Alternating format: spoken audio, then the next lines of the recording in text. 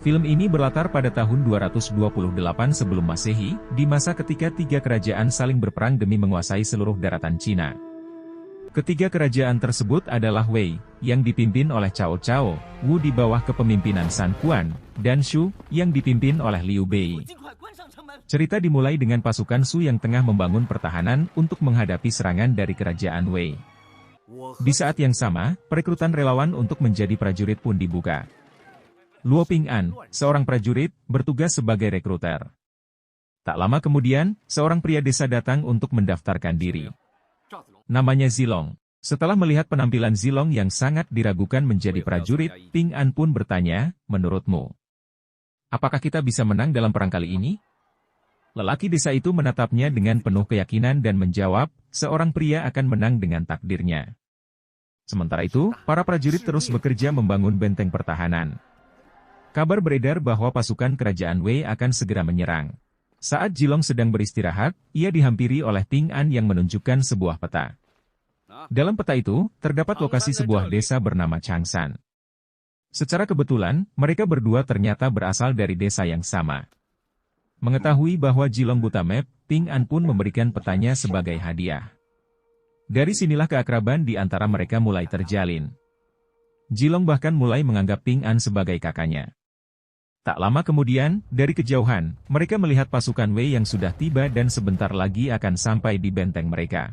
Malam harinya, di dalam benteng, Ping'an dan para prajurit menemukan sebuah peti misterius. Ketika peti itu dibuka, mereka semua terkejut, ternyata isinya adalah setumpuk potongan telinga manusia. Pasukan Wei mengirimkannya untuk menggoyahkan mental mereka. Tak hanya itu, seorang pria misterius tiba-tiba muncul dan mengaku sebagai bala bantuan dari raja mereka. Namun, saat mengetahui bahwa bala bantuan hanya berjumlah satu orang, para prajurit tampak kecewa dan kehilangan harapan. Namun, pria itu berkata dengan penuh keyakinan bahwa pasukan Wei pasti akan menyerang besok pagi. Ia menyarankan agar mereka bergerak cepat dan mendahului musuh dengan menyerang malam itu juga. Awalnya, para prajurit menolak karena jumlah musuh mencapai 10.000 orang, sementara mereka hanya 1.000 orang. Namun, pria itu meyakinkan mereka dengan mengatakan bahwa malam ini pasti akan terjadi badai, dan itu adalah satu-satunya kesempatan mereka untuk menang. Untuk lebih meyakinkan mereka, pria itu menunjukkan tanda pengenalnya. Barulah mereka sadar, ternyata dia adalah penasihat perang dari kerajaan Lei, yang terkenal karena kejeniusannya dalam strategi. Akhirnya, mereka pun menyetujui rencana tersebut. Setelah mengatur strategi, pasukan mereka yang sedikit namun terlatih segera bergerak.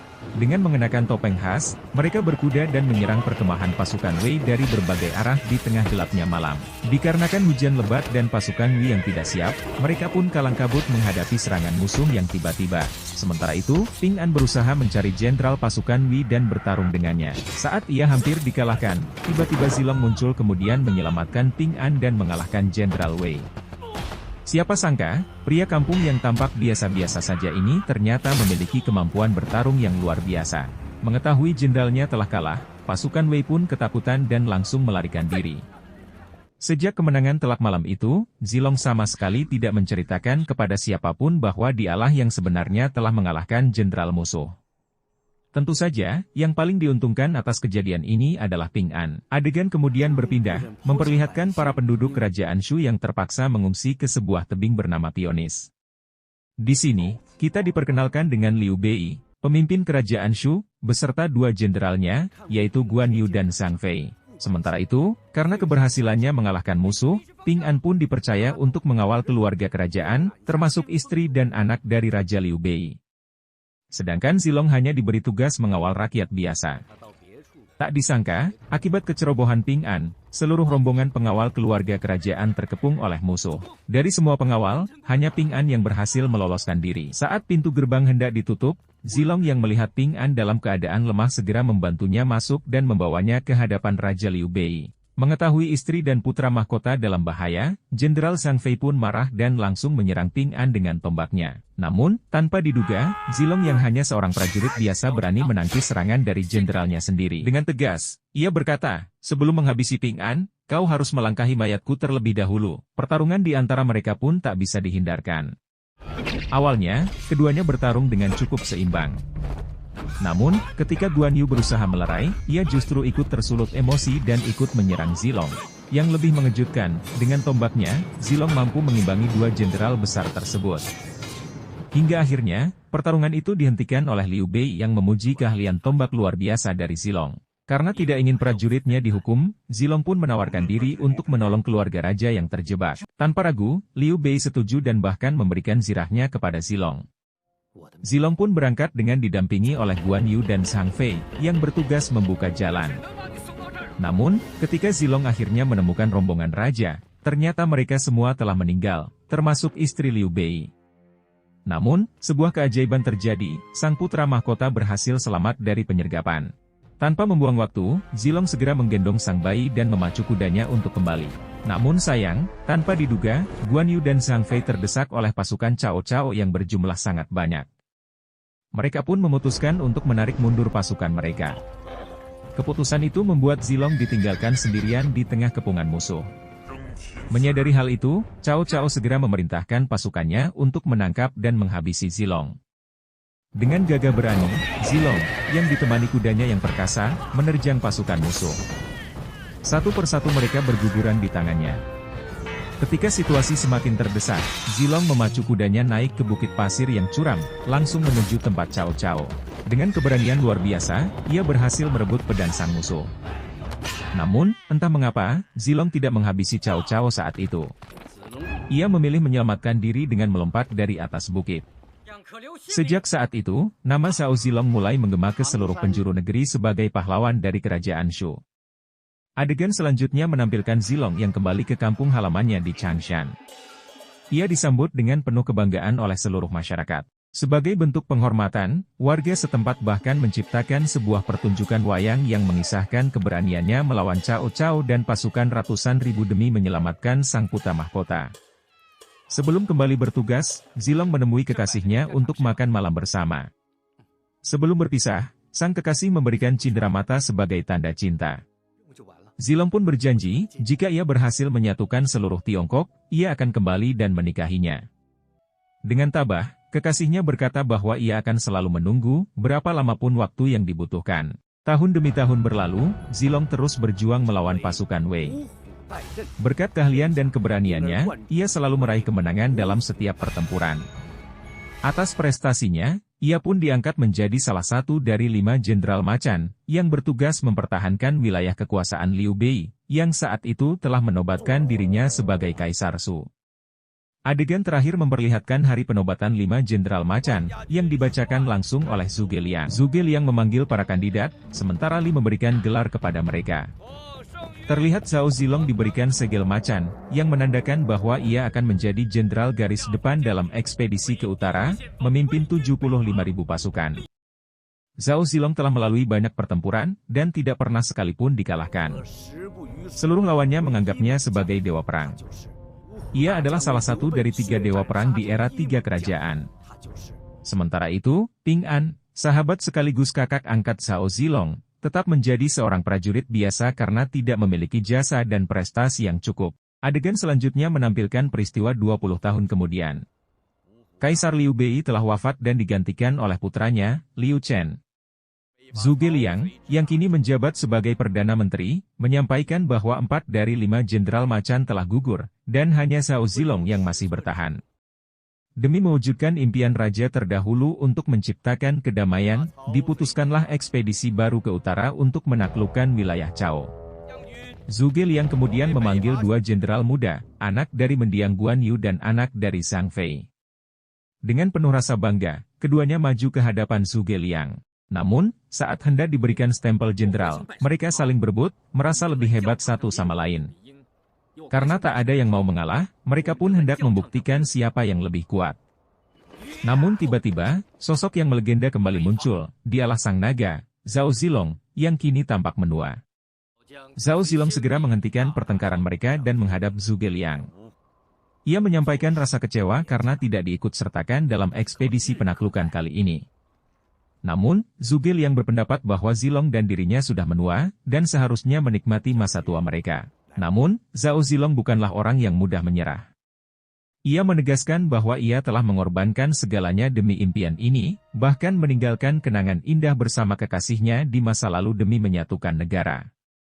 Melihat tekadnya, Zhuge Liang akhirnya mengizinkan Zhao Zilong untuk berangkat bersama anak-anak dari para jenderal yang telah gugur. Sebelum berangkat, Zhuge Liang memberikan sebuah kotak kecil berisi 2 kantung. Kantung pertama harus dibuka saat mereka mencapai persimpangan jalan pertama. Sedangkan kantung kedua, hanya boleh dibuka saat mereka berada dalam keadaan terdesak. Tak disangka, dari kejauhan, Ping An diam-diam terus memperhatikan sahabat lamanya. Ia selalu menyaksikan pencapaian demi pencapaian yang diraih sahabatnya itu. Sebelum Zilong berangkat ke medan laga, ia tampak mendatangi sebuah aula yang memajang jubah perang para jenderal macan yang telah gugur lebih dulu. Tanpa diduga, setelah sekian lama tak pernah bertemu langsung, Ping An tiba-tiba muncul di sana. Pertemuan itu pun membawa mereka bernostalgia, mengenang masa-masa awal ketika mereka masih bertempur bersama. Namun, di luar dugaan, Ping An tiba-tiba memohon agar ia diikut sertakan dalam pertempuran terakhir ini. Keesokan harinya, mereka pun berangkat. Sesuai instruksi dari Zhuge Liang, sesampainya di perempatan jalan, Zilong membuka amplop pertama. Instruksi di dalamnya menyebutkan bahwa pasukan harus dibagi menjadi 2. Guanxing dan Zhang Wan memimpin pasukan yang lebih besar dan bergerak ke arah utara. Sementara itu, Zilong menuju Changban. Tanpa disengaja, mereka bertemu dengan pasukan Cao yang juga berada di sana. Pasukan Wei dipimpin oleh seorang jenderal bernama Hande. Hande meremehkan Zilong yang kini sudah berumur dan menyuruhnya untuk pulang saja. Hande pun mengutus putra sulungnya untuk maju bertarung. Melihat itu, Jenderal Deng 11 tampak bersiap turun tangan, namun Zilong lebih dulu melangkah ke depan. Meskipun usianya tak lagi muda, keahlian tombaknya masih luar biasa. Ia berhasil membuat putra pertama Hande kewalahan. Merasa terdesak, Hande mengutus 3 anaknya yang lain untuk membantu kakak mereka. Dalam duel sengit itu, Zilong sempat terkena serangan panah, namun entah mengenai tubuhnya atau tidak, ia tetap mampu menumbangkan seluruh anak Hande seorang diri. Melihat anak-anaknya gugur, Hande hanya bisa meratapi kekalahannya. Ia akhirnya memerintahkan seluruh pasukannya untuk mundur. Di sisi lain, Zilong yang percaya diri segera memimpin pengejaran. Namun, pergerakan mereka ternyata telah terbaca oleh musuh. Tanpa mereka sadari, pasukan musuh telah mengepung dari 3 arah. Melihat situasi genting ini, Jenderal Deng 11 menduga bahwa ada pengkhianat di dalam pasukan mereka. Menyadari bahwa mereka dalam posisi yang tidak menguntungkan, akhirnya mereka memutuskan untuk mundur ke kuil Phoenix. Dalam kondisi yang semakin terdesak, Zilong akhirnya membuka amplop kedua. Isinya adalah pesan dari Sugeli, yang ternyata telah memisahkan pasukan menjadi 2 bagian. Pasukan Zilong hanya dijadikan sebagai pengalih perhatian musuh, sementara 2 jenderal muda bertarung di 6 kabupaten sebelum kembali untuk membantu Zilong. Mengetahui isi surat itu, Zilong dan seluruh pasukannya merasa kecewa. Bagaimana mungkin seorang Zilong, legenda dari Jenderal Macan, hanya dijadikan umpan? Namun, dengan lapang dada, Zilong menerima kenyataan bahwa perintah adalah perintah, dan harus dijalankan. Sementara itu, pasukan Wei yang berjumlah 100.000 prajurit telah tiba di depan benteng kuil Phoenix. Jenderal Hande segera melaporkan kesiapan pasukan mereka kepada Panglima tertinggi, seorang wanita bernama Chou Ying, cucu dari Chou Chao. Sejak kecil, ia telah dibawa kakeknya ke medan perang. Melihat musuh tepat di depan benteng, pasukan Shu yang dipimpin oleh Jenderal Muda Dangxi langsung melancarkan serangan. Mereka berhasil menghancurkan barisan depan pasukan Wei. Menyadari hal itu, Chou Ying turun dari keretanya dan menyusun strategi. Ia memerintahkan agar tubuh para prajurit Shu yang telah gugur dilemparkan ke dalam kuil, dengan tujuan melemahkan moral musuh. Namun, Zilong tak tinggal diam. Ia segera mengirim Jenderal Dangxi dan Ping An untuk membalas strategi Chou Ying. Di dalam markas pasukan Wei, mereka berdua membawa hadiah untuk Chou Ying, pedang almarhum kakeknya, Chou Chao, yang dulu direbut oleh Zilong. Langkah ini dilakukan untuk menjatuhkan mental musuh. Tak lama setelah itu, Chou Ying menerima kabar bahwa 2 jenderal muda Shu, Sang Bao dan Guanxing, telah dikalahkan oleh pasukan Wei di utara. Dengan marah, ia menantang Zilong untuk bertarung 1 lawan 1. Duel sengit pun tak terelakkan.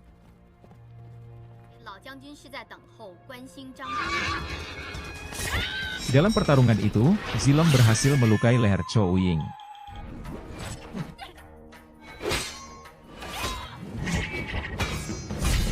Sebenarnya, ia bisa saja menghabisinya, tetapi entah mengapa ia memilih untuk tidak melakukannya. Sementara itu, di dalam kuil, Zilong tiba-tiba hampir jatuh pingsan. Ternyata, sejak awal ia telah terluka parah akibat anak panah yang mengenainya saat melawan Hande.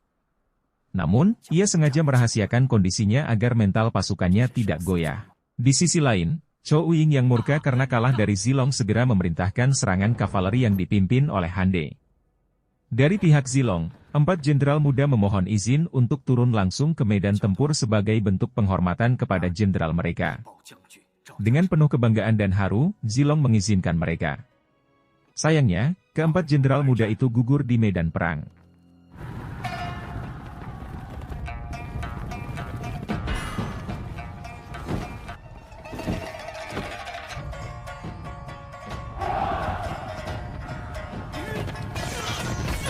Di tengah pertarungan, Chou Ying tiba-tiba mengeluarkan perintah kepada pasukannya untuk melesatkan panah api, menghancurkan semua yang ada di sana, termasuk pasukannya sendiri.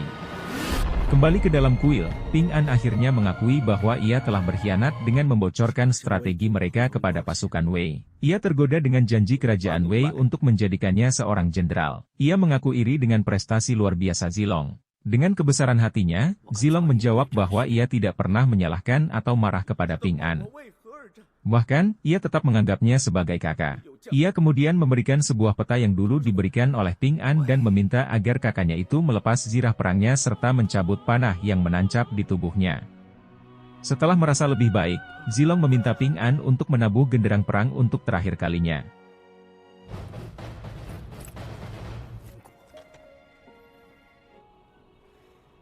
Lalu, ia maju sendirian ke medan tempur, menghadapi puluhan ribu tentara Wei. Sejak pertempuran hari itu, Zilong tidak pernah terlihat lagi dan dipastikan gugur di medan perang. Film pun berakhir.